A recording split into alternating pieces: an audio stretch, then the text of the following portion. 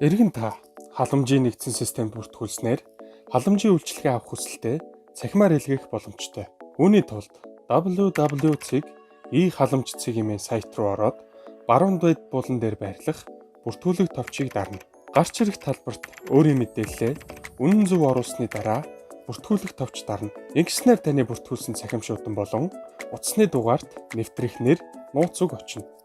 Эсвэл та баримтаар бүртгүүлэх товчийг даран өөрийн цахим төлбөрийн баримтын систем рүү нэвтрэх код болон нууц үгээ оруулан бүртгэл үүсгэх товч дарснаар таны баримтад бүртгэлтэй утасны дугаар болон цахим шууданд нэвтрэх нэр, нууц үг очино. Цахим шууданд ирсэн нэвтрэх нэр, нууц үгээрээ халамжийн нэгдсэн системд нэвтрэхийн тулд нэвтрэх товч дарж гарч ирсэн талбарт регистрийн дугаар эсвэл цахим шуудан болон нууц үгээ оруулаад нэвтрэх товчийг дарна.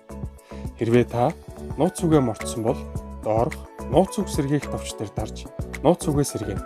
Харин баримтаар бүртгэл үүсгэсэн тохиолдолд нууц үг сэргээхэд цахим төлбөрийн баримтын систем буюу баримтын нууц үг давхар солигдохыг анхаарна.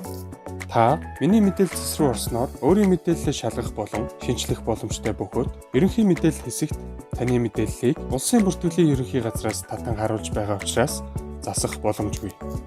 Харин нэмэлт мэдээлэл, дансны бүртгэл болон холбоо орох мэдээллээ гараас оруулан хадгалах боломжтой.